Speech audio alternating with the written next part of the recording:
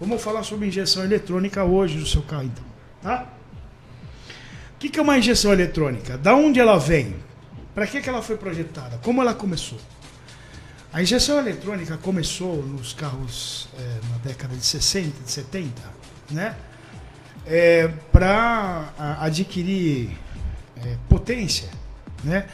Na década de 60 ela ainda muito limitado com relação à tecnologia, né? Mas na década de 70 já melhorou um pouco.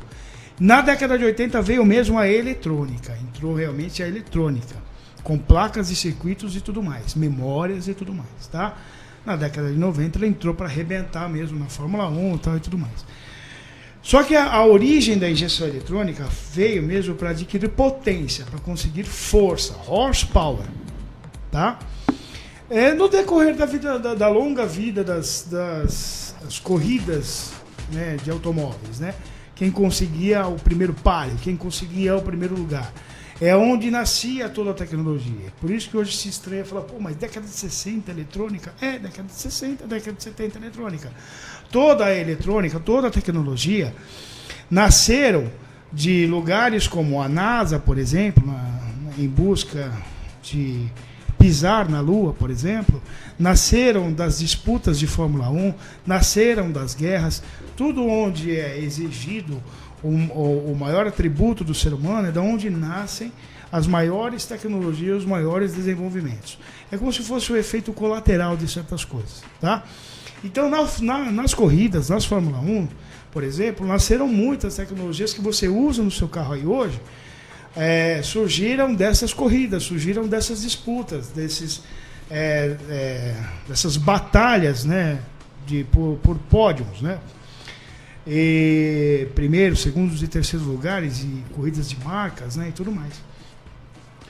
Porém, junto com o crescimento do automobilismo, junto com a popularidade do automóvel, junto com o crescimento da necessidade do automóvel, vieram também os órgãos reguladores, né? Como existe a ONU, por exemplo, que é uma instituição pós-guerra, que ela regula direitos, autonomias de países, comércios, mercados de países, diretrizes políticas, né? Ministérios ambientais. A ONU ela interfere ou questiona tudo isso, né? Existem órgãos relacionados às montadoras, fabricantes, construtores de veículos que tentam regular as emissões de poluentes, segurança do condutor, segurança do transeunte, controle de poluição ambiental, controle de extrações de recursos naturais, controle de emissão de poluentes como pneus, óleos lubrificantes e por aí vai. Ou seja, é alguém que coloca e determina, põe o close aqui para mim, Luiz. Põe o close aqui. Close caption. São órgãos que colocam e determinam parâmetros para as montadoras, né? São os juízes, não vou dizer juízes, né? Mas são os orientadores das montadoras. São órgãos internacionais que fazem parte de grandes associações internacionais e que regulam para não deixar à vontade os fabricantes. Porque senão eles começam a fabricar carros que podem poluir e provocar a sua saúde ou provocar uma degradação muito grande no meio ambiente, por exemplo. Enfim, acho que você conseguiu entender isso. Esses órgãos, conforme o automobilismo cresceu, esses órgãos cresceram também. Eles ficaram robustos, eles ficaram fortes, né? Ganharam adesão de quase todos os países fabricantes de automóveis, tá? Salvo engano, a China, infelizmente ainda não participa de todos eles, né? Porém, é uma das maiores fabricantes e construtoras de veículos do planeta, tá? Mas em alguns aspectos elas não participam. Por exemplo, no CONAMA. Do CONAMA ela não participa. CONAMA é um dos órgãos reguladores do planeta, tá? Então, os órgãos reguladores como o CONAMA, por exemplo, pressionaram as montadoras, pressionaram os fabricantes, pressionaram as concessionárias, que são três coisas diferentes. Uma coisa é o construtor, outra coisa é a montadora, outra coisa é a concessionária, ok? São 3 coisas diferentes. Não é a mesma coisa.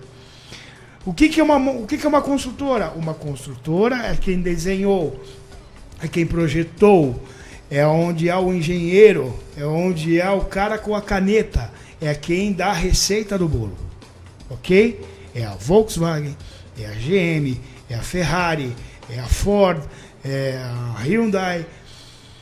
Esses são os montadores, esses são os construtores, ok? E aí existem as montadoras.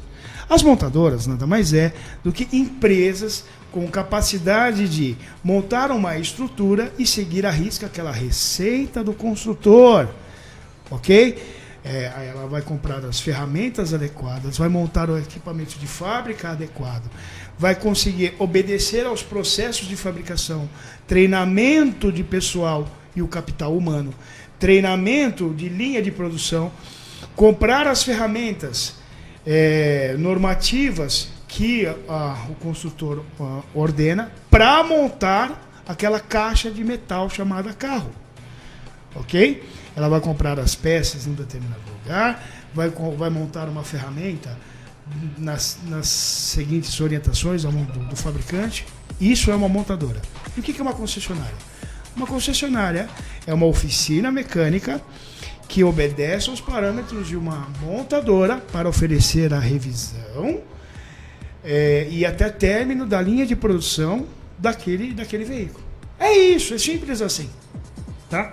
Bom, voltando aos órgãos reguladores, esses órgãos reguladores acabaram por pressionando os construtores de veículos, porque eles fizeram uma projeção de que se o carro continuasse crescendo na proporção em que estava crescendo, do jeito que estava indo,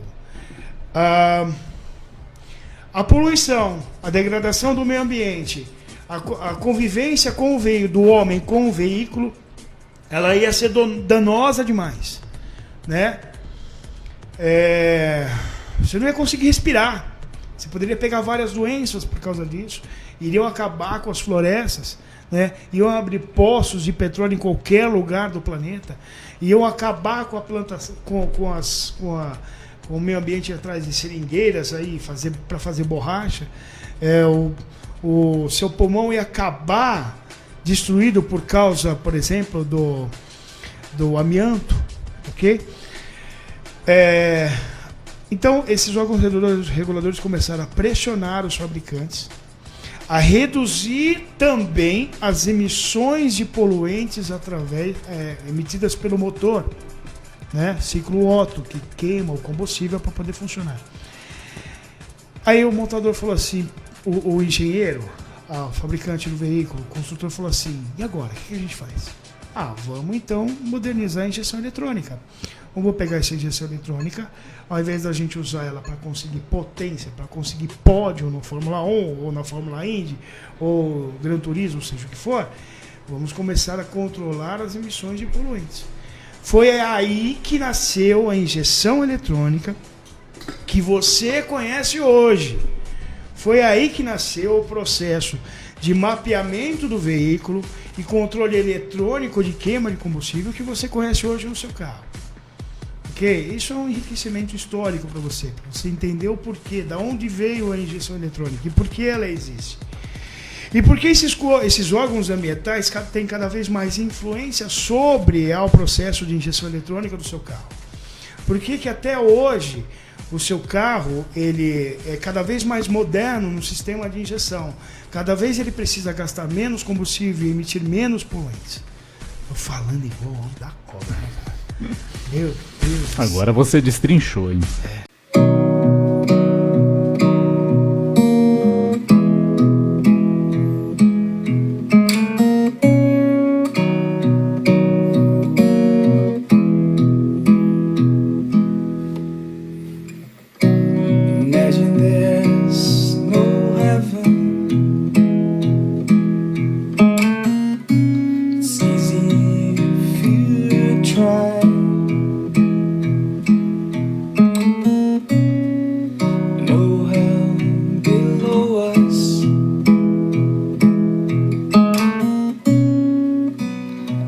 endless, only sky.